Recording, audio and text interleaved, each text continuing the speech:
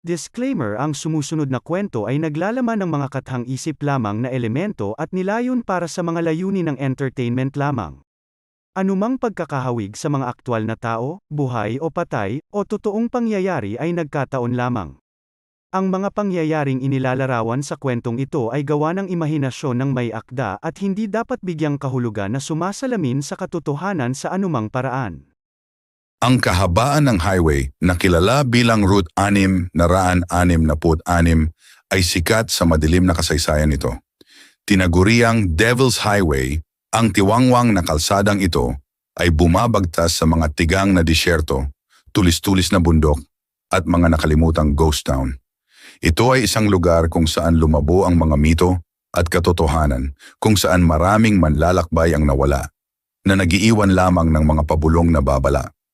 Apat na magkakaibigan sa kolehiyo, sina Emily, Jake, Sarah at Brian, ay nagpasyang mag-road trip tuwing summer break. Ang pang-akit ng mahiwagang Route 6 na 666 ay masyadong mapang-akit na huwag pansinin. Narinig na nila ang mga kwento, mga phantom truck na nagtutulak ng mga sasakyan sa kalsada, mga malabong figura na lumilitaw sa gitna ng highway at nakakatakot na mga bulong sa hangin. Ito ay isang urban legend lamang, natatawang sabi ni Brian habang nag-i-impake ng kanilang SUV. Natatakot ang mga tao sa hindi nila naiintindihan. Si Emily, ang maingat, ay nag-alinlangan. Ang mga alamat ay nanggaling sa kung saan. Siguro dapat tayong manatili sa pangunahing highway. Ngunit nanalo ang espiritu ng pakikipagsapalaran ng grupo at pagsapit ng gabi, natagpuan nila ang kanilang mga sarili na bumabagtas sa Route 666 sa ilalim ng walang buwang kalangitan. Ang kalsada ay walang katapusan na nakaunat, tumatawid sa madilim na disyerto na parang isang itim na laso, na puno ng hindi mapakali na katahimikan ng sasakyan. Ang radyo ay walang inilabas kundi static, ang kanilang mga telepono ay walang signal, at ang mga bituin ay tila dimmer kaysa sa karaniwan. Biglang nagpreno si Jake na nagmamaneho. Isang babaeng may punit-punit na puting damit ang nakatayo sa gitna ng kalsada, nakayuko ang ulo. Nakita mo ba yon? Bulong ni Jake na nanginginig ang boses. Dahan-dahang itinaas ng babae ang kanyang ulo. Ang kanyang mukha ay maputla at guwang. Ang kanyang mga mata ay madilim na hukay. Bago pa man makapag-react ang sinuman, sumigaw siya.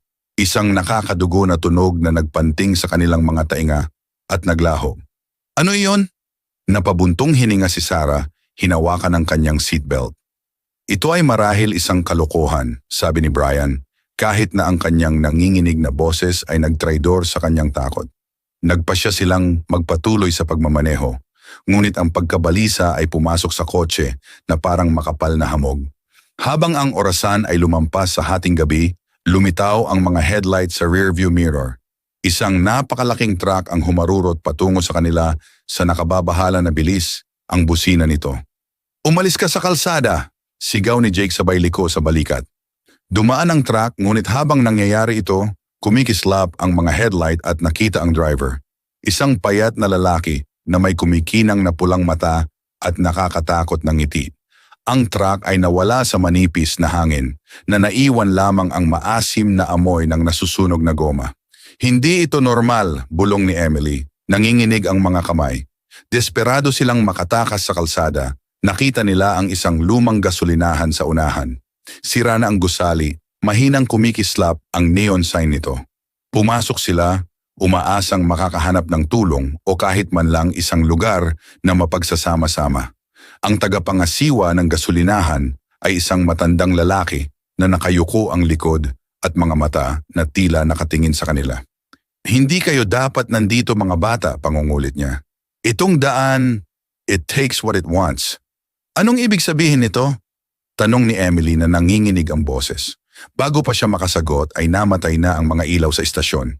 Ang grupo ay nakarinig ng mga bulong, malambot sa una, pagkatapos ay mas malakas, na magkakapatong sa isang cacophony ng mga boses. Nang muling bumukas ang mga ilaw, ay wala na ang matanda. Tumakbo ang grupo pabalik sa kanilang SUV, ngunit hindi umaandar ang makina.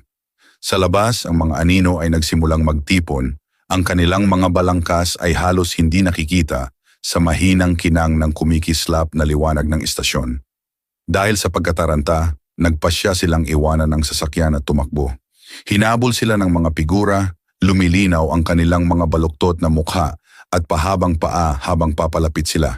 Ang magkakaibigan ay natisod sa isang makapal na ulap, nataranta at natakot. Nahati ang hamog upang ipakita ang isang baluktot na bersyon ng Route 6,606.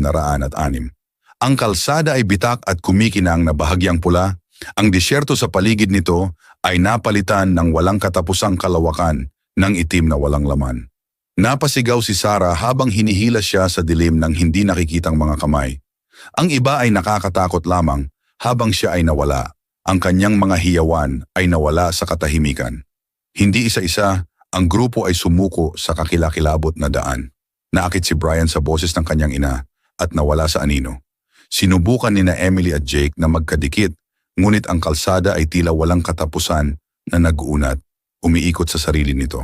Maya-maya, bumagsak si Jake, nabasag ang kanyang isipan sa mga bulong na naging nakakabinging hiyawan.